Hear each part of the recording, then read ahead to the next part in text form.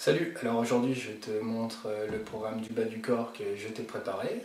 Donc l'objectif pour toi ça sera de faire 3 à 4 tours donc de 25 répétitions, ça reste ton premier objectif. Et le but va être de monter à 50 répétitions. Je vais te montrer avec l'aide de ma compagne tous les mouvements, les choses à faire et les choses à ne pas faire. Le moindre souci, la moindre question, n'hésite pas à m'écrire. Donc le squat, c'est les flexions donc, de jambes. On fait en sorte donc que les pieds soient de la largeur des épaules. On appuie bien sur les talons.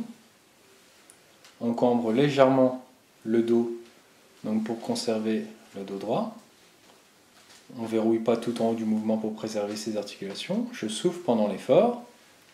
Je remonte dès que mon fémur est parallèle au sol. Je resserre bien mes omoplates, je regarde bien droit devant. Et j'appuie sur les talons. Je souffle pendant l'effort.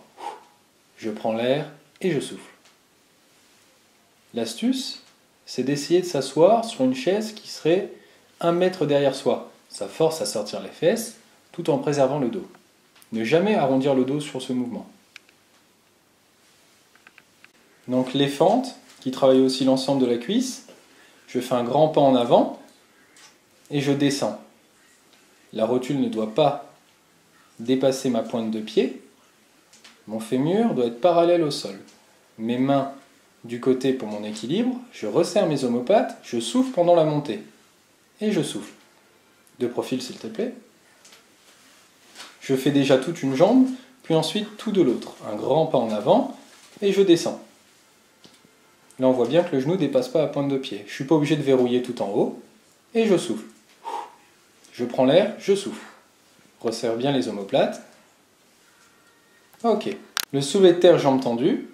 Donc, quand je dis jambes tendues, c'est semi-tendu. Les jambes sont toujours un petit peu pliées, les talons enfoncés au sol. Je fais en sorte de frôler les haltères le long de mon tibia. Je préserve mes lombaires avec une cambrure légère afin de conserver le dos droit. Je regarde loin devant moi. Pareil, je souffle pendant l'effort. C'est un mouvement d'étirement, donc je prends mon temps. Et ça travaille les ischio-jambiers et fessiers, donc tout l'arrière de ma cuisse. Les pieds sont de la largeur du bassin, à peu près comme le squat. Le relevé de bassin allongé, un exercice d'isolation qui cible les fessiers, les lombaires, l'arrière de la cuisse. On s'allonge donc sur le dos au sol, les bras le long du corps, avec les pieds donc de l'écartement à peu près de la largeur des épaules. On plie les jambes à 90 degrés et on ramène les talons presque sous les fesses. On essaye de garder les pointes de pied en l'air.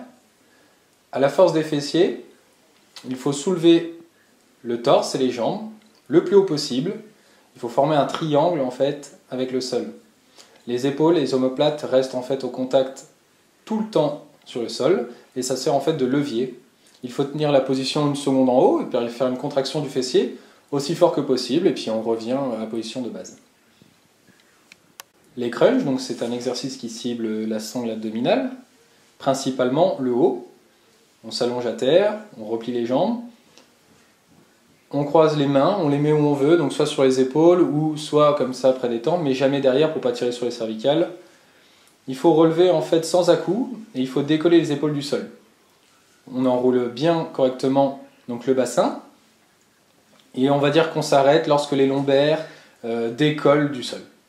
Il faut marquer un temps d'arrêt, on va dire de 1 ou 2 secondes en haut.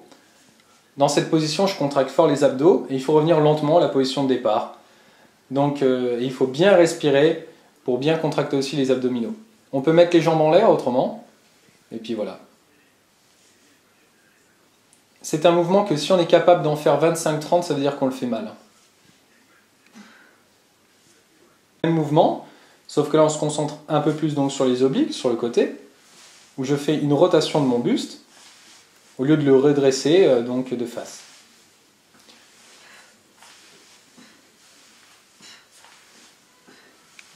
Voilà, donc cet exercice sert à travailler le diaphragme, bon, et puis les muscles internes, le transverse. On se met au sol comme ça à 4 pattes, et donc le but c'est de rentrer le ventre au maximum en inspirant.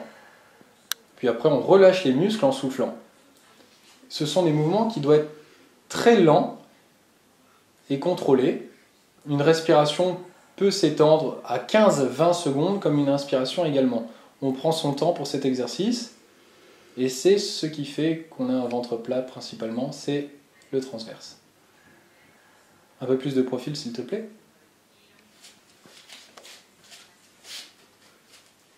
Je prends bien l'air, mon nombril se rapproche le plus possible de ma colonne vertébrale et ensuite je relâche les muscles et en soufflant et en sortant mon ventre.